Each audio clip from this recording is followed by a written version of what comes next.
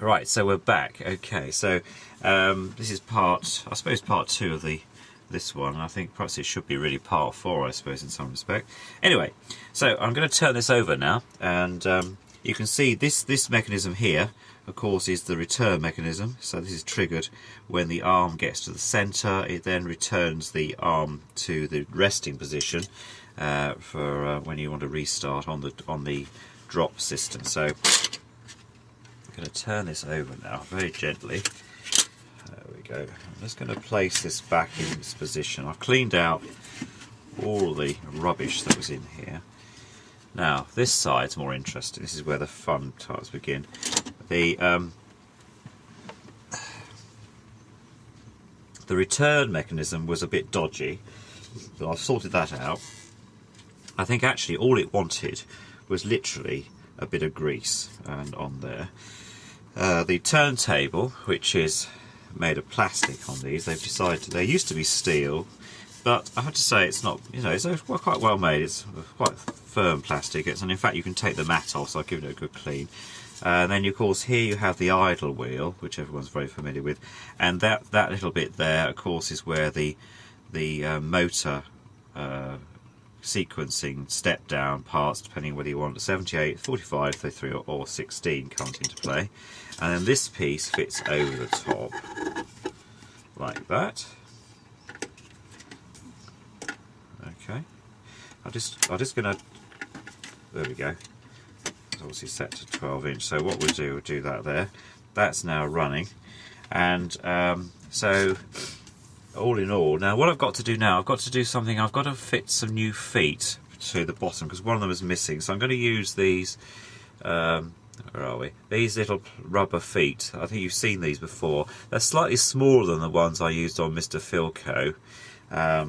On this model, by the way, the model number is 4033 on this machine. So some of you may know that from past. And I'm going to fit these on. There's one missing, and I couldn't get the sort of little post type that were there, so I'm going to use these, which I'll need a nut to put to the middle into this hardboard base. But it will actually, they're quite firm. They're quite they do well actually, and they stop any unevenness when the record player's working. At the moment I've got the transit screws wound fully up, so it's firmly, it's not sprung. The other thing I've got to do, of course, is fix the famous cartridge in here. The wiring's all here, and I bought a brand new one from Maplin's. There we go. This is the standard ST20 for 33 micro groove, and this little thing here will actually then fit into the shell head here like that. I need to find a screw for that, and then I need to work the wiring out. And probably what I'm going to do, I'm going to use the wiring that I've used for, because I can never remember which colours go what, from Mr. Goodsoul that I did some years ago, because he's got the similar wiring arrangement, and then fit that. So that's going to go back in its box. There we go.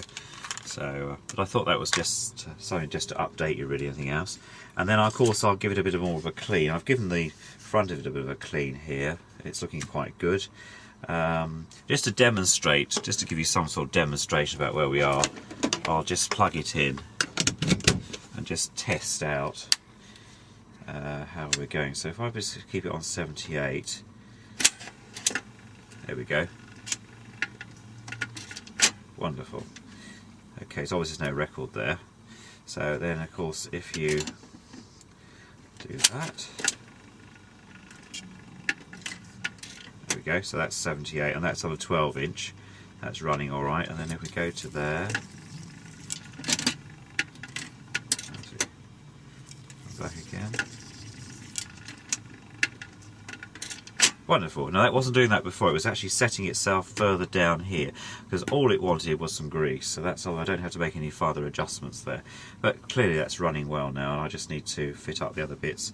And then I've cleaned out what I've done here with the amplifier. I've just given it a gentle brush, checked all the connections, brush with a little bit of a brush here, and the hoover just over the top, just to remove all the surface dust, because these often get a bit dusty. And there's a cover that goes over the top here, which allow us to conceal that part. I've cleaned up some of the knobs. If I just show you there, there's a little bit more work to do on some of these.